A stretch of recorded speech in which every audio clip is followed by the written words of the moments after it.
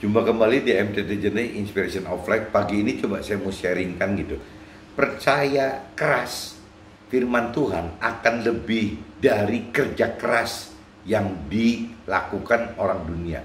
Ini saya bikin istilah judulnya itu percaya keras. Rasanya kurang umum ya teman-teman. Tapi saya sengaja tekankan percaya keras supaya nanti diversuskan dengan kerja keras gitu. Jadi percaya keras secara firman Tuhan akan lebih dari kerja keras yang dilakukan orang dunia. Jadi bagi orang-orang dengan pola pikir rohani, percaya lebih percaya gitu, lebih melakukan percaya kepada firman Tuhan itu lebih berbobot gitu teman, dibanding kerja keras secara versi duniawi, secara umum gitu.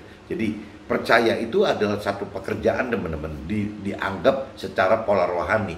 Meskipun kalau secara duniawi seperti irasional, benar, masa sih percaya kok dianggap pekerjaan gitu. Nah padahal kalau secara pola rohani, percaya adalah pekerjaan.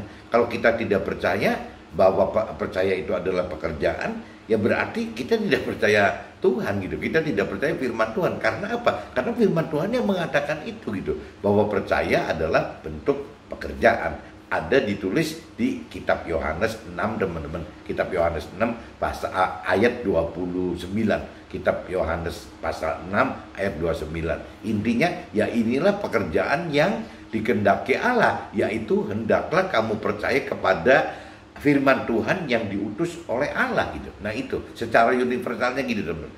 Jadi firman Tuhan itu, percaya kepada firman Tuhan adalah bentuk percaya, bentuk bekerja gitu secara alam rohani, secara rohani gitu. Meskipun orang dunia tidak mengakui itu, karena orang dunia tahunya ya bekerja ya harus bekerja gitu, bukan bicara kaitannya dengan firman, melakukan firman Tuhan. Bekerja ya bekerja. Jadi ada pemisahan antara bekerja keras gitu dengan percaya terhadap firman Tuhan.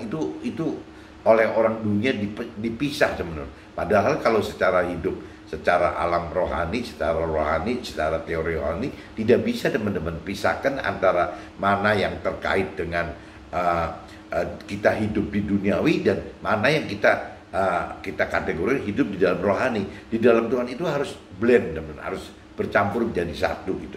Nah intinya itu teman-teman. Nah ini untuk supaya lebih detailnya, saya coba masuk teman-teman di kitab Markus. Teman-teman coba teman-teman nyari kitab Markus, ayatnya pasal 4 ayatnya 35 sampai 41 teman-teman. Ini cerita, kalau di perikopnya judulnya angin ribut diredakan teman-teman. Angin ribut diredakan. Pada hari itu, waktu hari sudah petang, Yesus berkata kepada mereka, marilah kita bertolak ke seberang. Mereka meninggalkan orang banyak itu, lalu bertolak dan membawa Yesus beserta dengan mereka dalam perahu, di mana Yesus telah duduk, dan perahu-perahu lain juga menyertai dia. Jadi tidak satu perahu, teman, ada perahu lain juga ya. Lalu mengamuklah taufan yang sangat dahsyat, dan ombak menyembur masuk ke dalam perahu, sehingga perahu itu mulai penuh dengan air gitu. Pada waktu itu Yesus sedang tidur di buritan di sebuah tilam. Maka murid-muridnya membangunkan dia dan berkata kepadanya, Guru, engkau tidak peduli kalau kita binasa gitu, karena perahunya kena topan dan akan tenggelam mungkin gitu ya. Sehingga murid-muridnya malah menegur gurunya, Guru, engkau tidak peduli kalau kita binasa. Ia pun bangun, si Yesusnya bangun menghadang angin itu dan berkata kepada danau itu, diam, tenanglah. Lalu angin itu mereda dan danau itu menjadi teduh sekali gitu. Lalu ia berkata kepada mereka, mengapa kamu begitu takut? Mengapa kamu tidak percaya gitu? Ya maksudnya kenapa kamu mesti takut, kenapa tidak percaya bahwa ada dia, ada Yesus dalam perahu itu.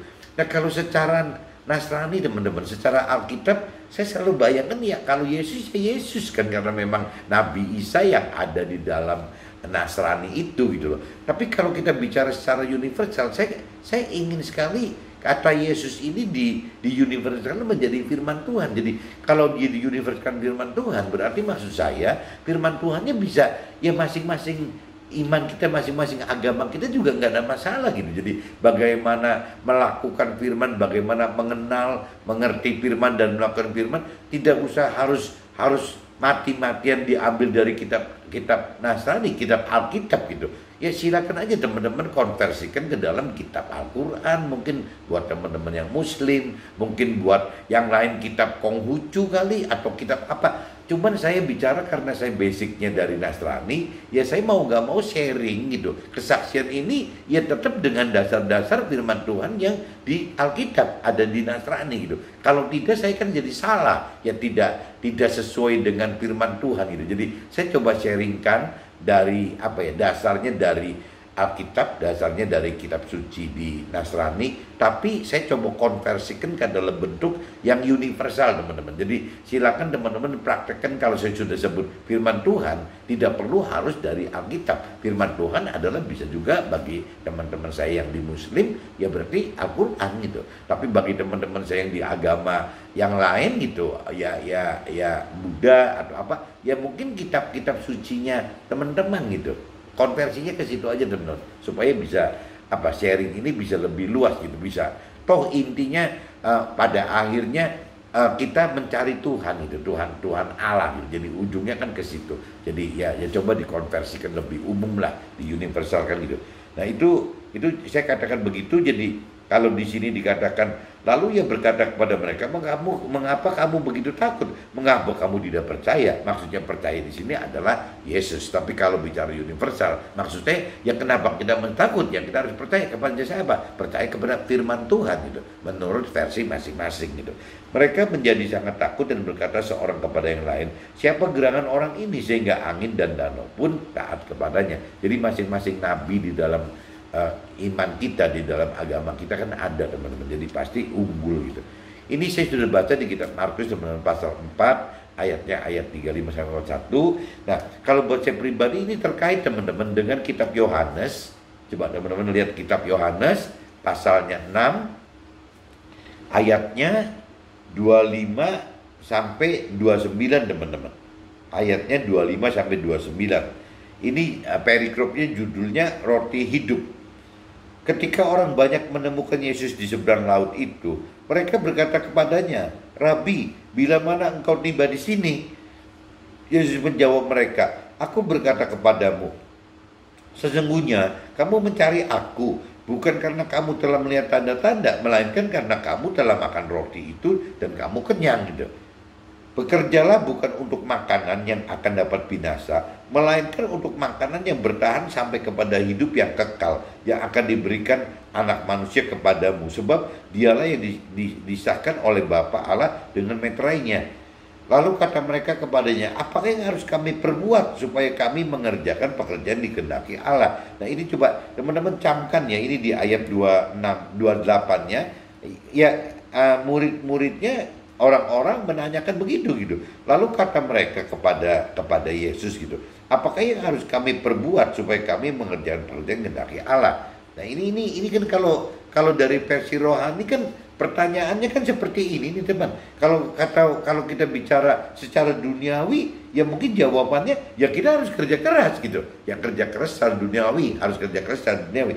Tapi kalau bicara secara pola rohani, teori rohani, ini jawabannya itu, jawab Yesus kepada mereka, inilah pekerjaan yang dikehendaki Allah, yaitu hendaklah kamu percaya kepada Dia yang telah diutus Allah gitu. Nah, kalau di sini kan kalau bicara versi Nasraninya, versi Alkitabnya, hendaklah kamu percaya kepada Dia yang telah diutus Allah. Dia ini kan Yesus, di sini kan cerita Yesus gitu. Tapi kalau yang tadi saya katakan di universal kan, Dia ini saya larikan ke firman Tuhan gitu. Jadi kalau kita universalkan menurut pengertian saya, ya inilah pekerjaan kehendaki Allah, yaitu hendaklah kamu percaya kepada firman Tuhan yang telah diutus Allah gitu, turun ke dunia ini gitu. Jadi kuncinya pekerjaan, kalau versi bekerja secara versi rohani adalah percaya itu adalah bekerja teman-teman. Percaya adalah bekerja gitu. Percaya ke siapa? Ya percaya, Tuhan bilang percaya kepada firman Tuhan gitu. Berarti kalau kita percaya kepada firman Tuhan dari sisi pola rohani, dari teori rohani adalah bekerja teman-teman. Nah ini yang konyol, kadang-kadang orang dunia nggak bisa terima ini teman-teman. Masih sih percaya kepada firman Tuhan disebutnya bekerja gitu. Sepertinya tidak masuk akal gitu. Kok irasional bener gitu. Yang namanya percaya itu kok bisa-bisanya disebut bekerja. Tapi kalau bicara secara versi rohani teman-teman, percaya itu berarti kan harus apa ya? Percaya itu ya harus disertai dengan mengenal gitu ya. Kalau kita percaya kepada firman Tuhan, berarti kita harus mengenal itu. Harus mengenal firman Tuhan. Untuk mengenal firman Tuhan teman-teman, ya harus bekerja gitu kan. Harus melakukan pekerjaan. Bekerja apa? Ya harus membaca, minimal membaca firman Tuhan kan. Ya itu kan bekerja gitu, ya melakukan pekerjaan membaca firman Tuhan. Itu kan cara versi rohani itu bekerja. Meskipun secara duniawi itu tidak bekerja gitu loh. Ya itu kan membaca gitu, ya bukan bekerja loh. Membaca pun bekerja. Seperti kita bekerja di kantor juga kan membaca perjanjian kerja, membaca laporan, itu kan membaca. Kenapa kalau di kantor kita sebut bekerja, kalau di firman kita tidak disebut bekerja? Jadi maknanya memang beda teman. Jadi secara versi pola rohani, ya membaca firman itu adalah bekerja gitu. Itu untuk mengenal teman, mengenal firman Tuhan. Nah, untuk mampu mengerti firman Tuhan, kita juga harus kan bagaimana mampu melakukan firman Tuhan. Untuk mampu melakukan firman Tuhan, kita harus mengenal firman Tuhan dulu gitu. Setelah kita mengenal firman Tuhan, dari pengenalan firman Tuhan itu akan dibimbing oleh Tuhan, oleh Roh Tuhan, bahwa kita jadi timbul pengertian. Ya, timbul pengertian bahwa kita ini kalau untuk mampu mengerti firman Tuhan,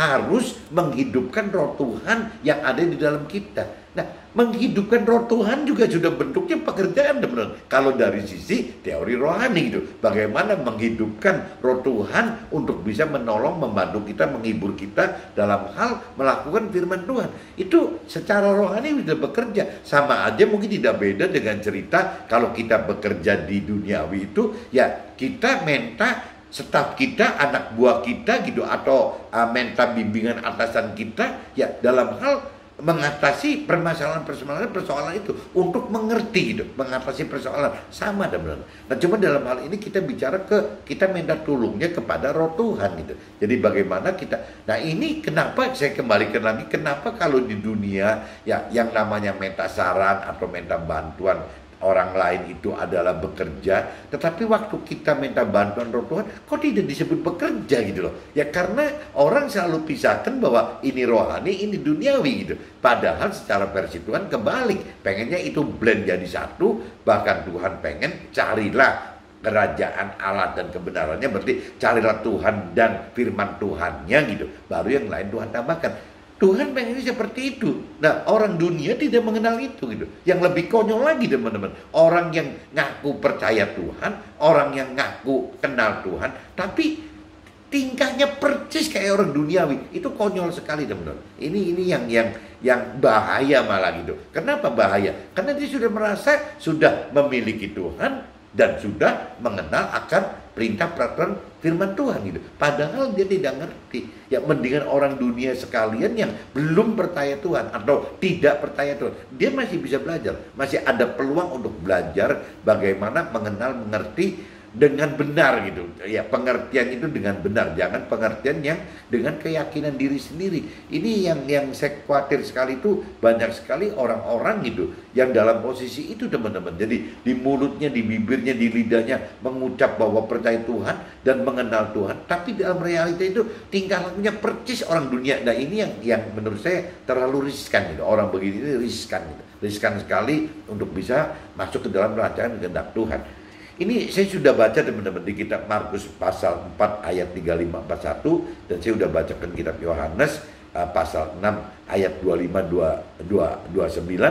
Sepertinya daripada nanti saya melantur ke firman yang lain, saya coba masuk ke sharing aja teman-teman ya, supaya bisa fokus. Hari ini saya mau bicara percaya ini adalah bekerja gitu menurut versi Tuhan, seperti yang tadi di kitab Yohanes pasal 6 ayat 29 tadi. Bukan kata saya teman-teman, kata firman di kitab Yohanes 6 pasal 6 ayat 29. Dalam mengarungi kehidupan, baik keluarga atau usaha gitu, acap kali badai kehidupan akan menerpa gitu. Dan khususnya bagi yang sudah hidup berpasangan, ya dapat timbulkan konflik pasangan karena perbedaan antisipasi dan solusi masalah gitu. Nah ini saya cerita lebih fokus ke urusannya suami istri, pasangan yang sudah menikah, suami istri menghadapi masalah keluarga atau usaha gitu. Nah, cuman pagi ini saya tidak bicara yang dari sisi keluarganya teman-teman. Saya coba konversikan dari sisi usahanya gitu. Jadi suami istri bekerja dalam satu kantor, dalam satu bentuk usaha yang bersamaan. Nah, kadang-kadang timbul kendala teman-teman.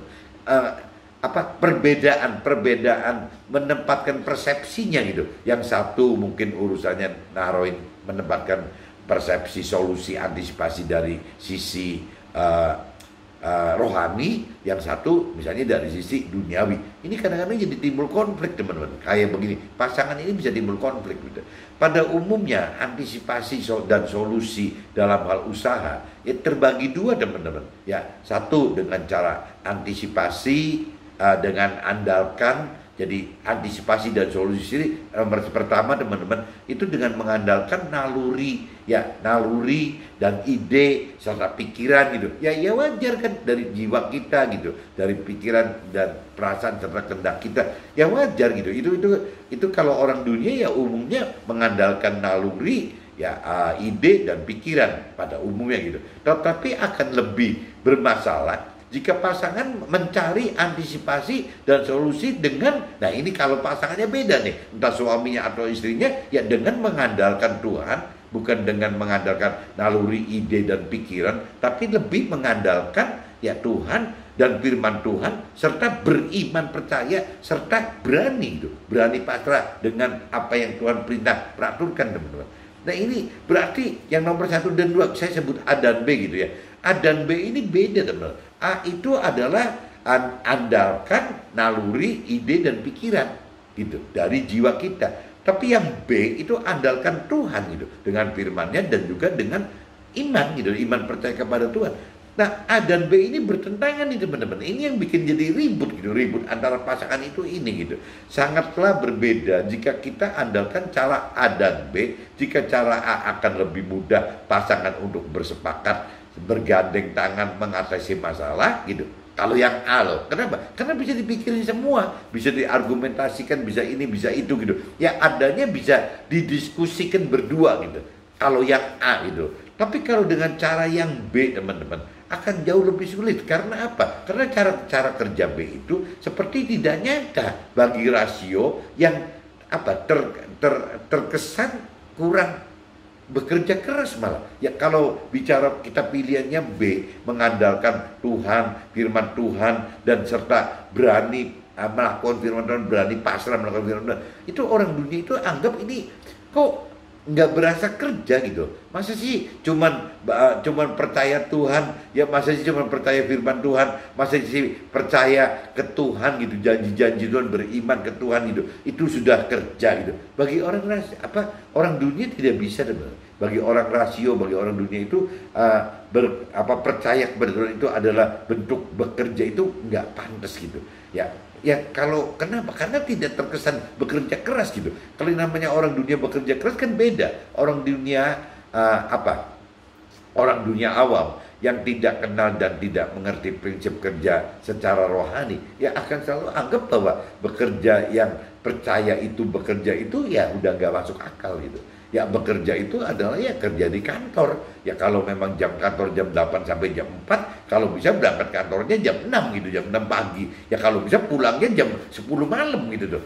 Seolah kan seperti itu teman-teman. Jadi kerja itu kalau teman-teman saya perhatikan gitu ya, apalagi di kota gede, di Jakarta contohnya, atau di Medan, atau di kota-kota gede lah, Surabaya segala macam. Kadang-kadang kalau kita kerja jam 8, itu jam 6 itu sudah berangkat dari kantor teman. Berarti dia bangun jam berapa gitu. Ya berarti anggaplah kita start kerja misalnya berangkat dari ke kantor itu jam 6 pagi. Lah kerjanya mau sampai jam berapa? Ya kalau saya perhatikan, kalau sampai jam 6 pagi, mulai 6 pagi sampai 6 sore gitu, itu 12 jam teman-teman. Nggak sadar udah 12 jam. Tapi dalam prakteknya kalau saya pernah jam 6 sore nggak pernah pulang. Ya dengan alasan memang jamnya macet lah, traffic jam, atau bisa juga karena kerjanya belum selesai. Ya mereka bisa pulang jam 9 malam, anggaplah gitu, 9-10 malam. Lah nyampe rumah ya dengan perjalanan 1 jam lagi, anggaplah nyampe rumah misalnya jam 10 malam gitu. Berarti coba teman-teman bayangin, dunia itu bekerja dari jam 6 sampai jam 6 sore saja sudah 12 jam. Ditambah jam 6 sore sampai jam 10 malam. Ya ditambah 4 jam. Berarti tiap hari itu kerja 16 jam. Nah, sedangkan hidup teman-teman, hidup dalam sehari itu waktunya nggak bisa diperpanjang, cuman 24 jam. Ya dimakan oleh pekerjaan macam begini aja udah 16 jam. Nah, berarti sisanya kan tinggal berapa? 12 tambah 16 jam, yang nguber kan 24, berarti sisa 8 jam. Nah, 8 jam ini baginya bagaimana teman-teman? Kalau 8 jam itu kita kategorikan kerja keras ya seperti tadi gitu. 8 jam itu untuk tidur bagaimana? Nah, kalau kita bicara teori tidur, itu kan harus 6 sampai 8 jam gitu. Nah, kalau tidur 6-8 jam berarti sudah ditidur aja udah kemakan 6 jam. Kalau kita ambil minimal, berarti sisa 2 jam. Nah, 2 jam ini bagaimana teman-teman? Ya, buat keluarga, buat Tuhan, buat sosialitas, itu mana gitu? Cara baginya bagaimana? Jadi kalau saya kadang-kadang komplain karena saya sebagai pengusaha gitu, kalau ada mentor rohani katakan harus kerja keras, ya harus kerja keras bagaimana gitu. Realita orang kerja keras di dunia seperti itu gitu. Ya teman-teman saya gitu di kota gede khususnya Jakarta, ya kerjanya seperti itu. Jam 6 pagi sudah meninggalkan rumah, jam 10 malam baru balik ke rumah. Terus bagaimana ngatur waktunya? Tinggal sisa waktu ya tadi 16 jam itu berarti kan sisa waktu 8 jam. 8 jam buat tidur sudah kemakan 6 jam, berarti nggak sisa 2 jam. Dan 2 jamnya gimana? Mungkin buat keluarga pun nggak ketemu anak-anak mungkin. Ya udah malam ketemu pasangannya aja, suaminya atau istrinya gitu. Ya cuma begitu saja. Sudah makan bareng-bareng, tidur gitu. Sudah tinggal 2 jam.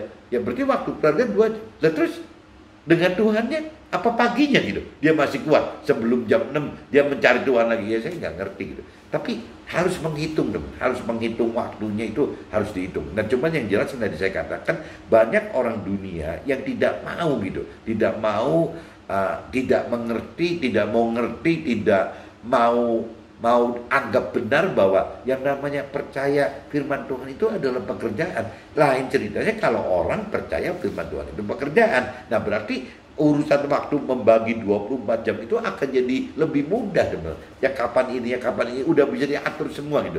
Nah cuman kan kalau pincang misalnya si pasangan suaminya atau istrinya milih A, sedangkan pasangan istri atau suaminya yang satunya pilih B. Lah ini bagaimana? Ada 2 pilihan A dan B. Ini yang jadi bikin ribut gitu. Satu-satunya poin A dan B ini ribut Tuhan izinkan. Kenapa? Karena untuk mengasah si pasangan tadi gitu loh. Jadi kalau misalnya si suami pilih A, ya istrinya pilih B. Yang A itu misalnya duniawi, yang B itu misalnya rohani gitu. Nah, berarti prosesnya teman-teman, si suami ini akan terus terdongkrak gitu. Si istri ini akan terdongkrak terus teman-teman. Imannya itu, pengenalan pengertian akan firman-Nya, kedalaman pengenalan pengertian akan firman-Nya, tingkat level imannya ini akan kedongkrak terus nih. Apabila terjadi misalnya suaminya A, istrinya B. Tapi kalau terbalik teman bisa juga gitu. Ya. Si suaminya lebih istrinya lebih rasional gitu. Jadi istrinya pegang A, suaminya lebih rohani, pegang B. Ya ini juga sama nih. Ya. Akan terjadi proses kepada suaminya gitu. Nah itu plus poinnya teman-teman.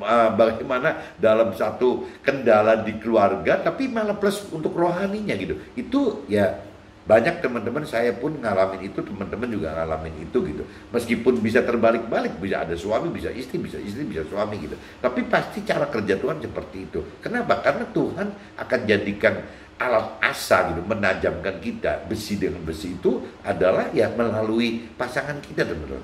Kalau yang bukan pasangan kita kayaknya bukan besi teman-teman, mungkin masih levelnya kayu atau apa gitu. Tapi kalau yang saya tahu bahwa apabila benar-benar besi lawan besi adalah yang paling berat itu adalah lawan pasangan kita. Nah, tapi ya itu secara rohani baik teman-teman, baik dan bagus dan benar gitu. Meskipun secara duniawi sangat menjengkelkan, menderita, menyakitkan, makin gak enak semua gitu.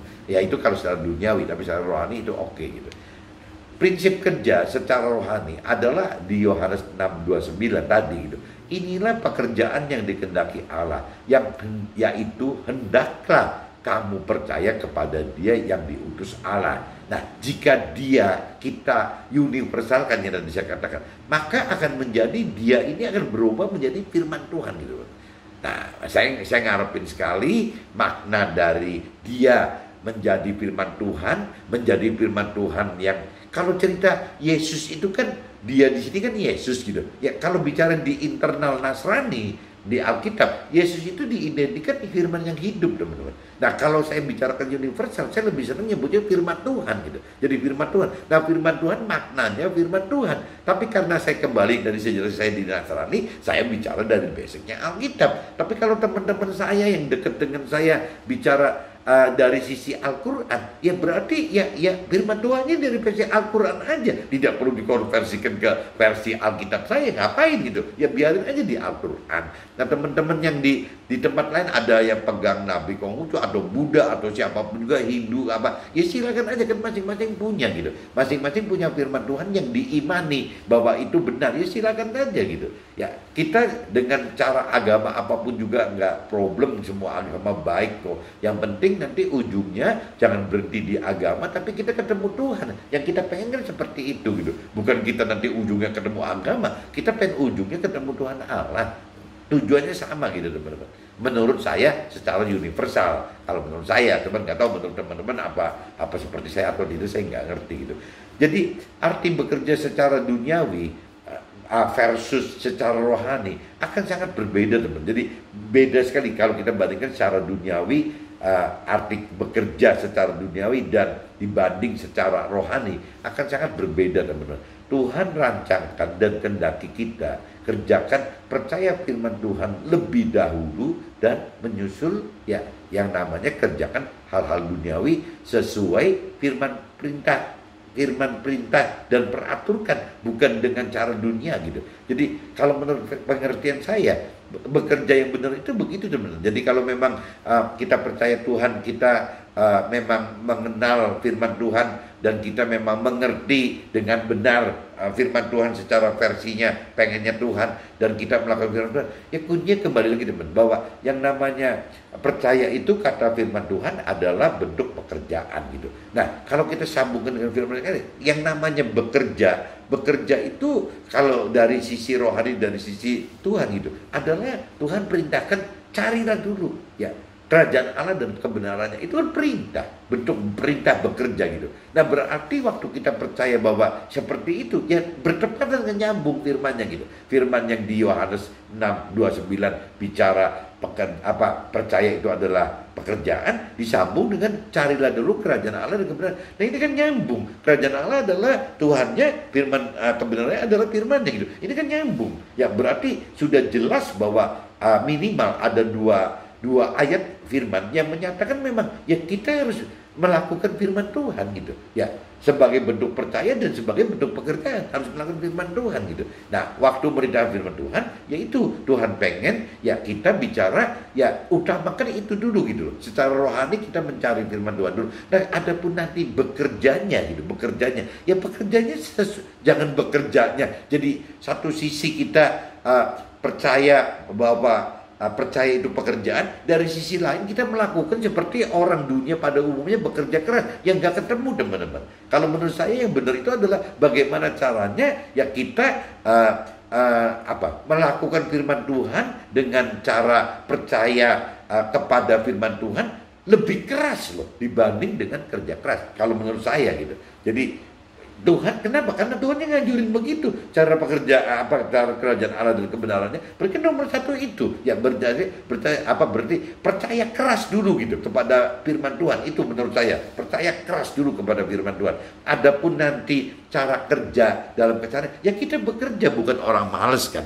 Kita kerja kan ada waktunya, ada jam 8 sampai jam 4 kan kita bekerja, bukan tidak bekerja ya. Ya kita bekerja gitu. Bekerja sesuai apa yang firman Tuhan perintah peraturkan, bukan bekerja seenaknya orang dunia gitu atau ikut-ikutannya orang dunia. Kalau kita yang percaya Tuhan dan ngaku percaya Tuhan dan ngaku mengenal Tuhan, ikutin cara kerja orang dunia, yang tadi dikatakan kan ngitungnya gimana gitu ya, sehari 24 jam ya buat perjalanan dan kerja aja sudah makan 16 jam, sisa 8 jam buat tidur, kemakan 6 jam minimal, sudah tinggal 2 jam buat keluarga dan Tuhan dan tetek bengek yang lain. Apa keburu gitu? Rasanya nggak keburu gitu.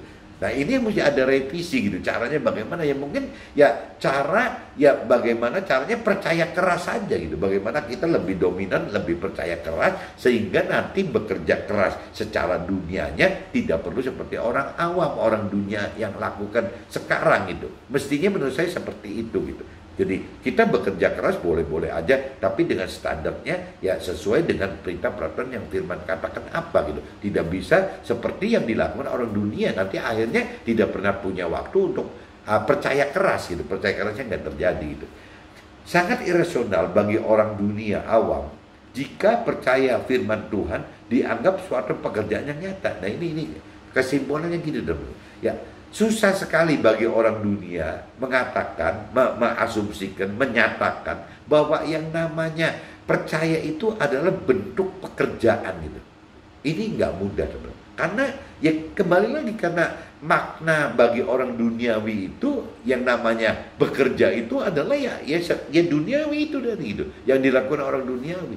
Padahal kalau bicara bekerja versi rohani kan bukan seperti itu gitu.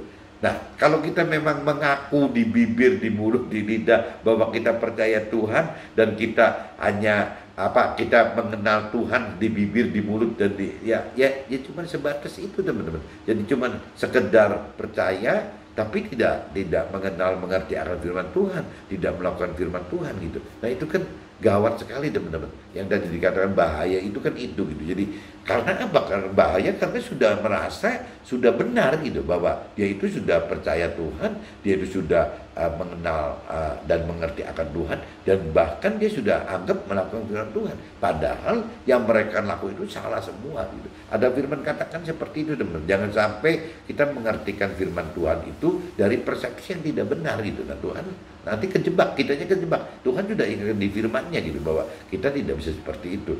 Nah kalau kita sudah lebih mendalami pengertian firman Tuhan dan kita makin berani melakukan firman Tuhan, biasanya kita akan ngerti bahwa kita untuk mampu mengerti itu harus menghidupkan roh Tuhan yang ada dalam kita, sehingga kita mampu mengerti firman Tuhan dari pengertian yang benar dari versi Tuhan gitu. Nah kedua, kalau kita sudah ngerti bahwa ada roh Tuhan di dalam kita, ya berarti roh Tuhan kita yang memberikan jadi ada kuasa gitu untuk mampu melakukan firman Tuhan.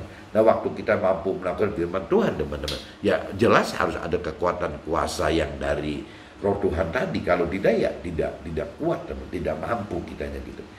Mudah-mudahan begitu teman-teman. Jadi pagi ini saya sengaja bikin judulnya agak nyeleneh gitu. Ya percaya keras firman Tuhan akan lebih dari kerja keras yang dilakukan orang dunia. Maksudnya ini teman-teman, seperti ini. Mudah-mudahan Tuhan bisa teman-teman bisa tangkap dan bisa ada gunanya ya sebagai masukan untuk untuk sekedar sharing, untuk berbagi aja. Siapa tahu memang dianggap benar dan berguna teman-teman. Oke teman-teman, see you, bye bye.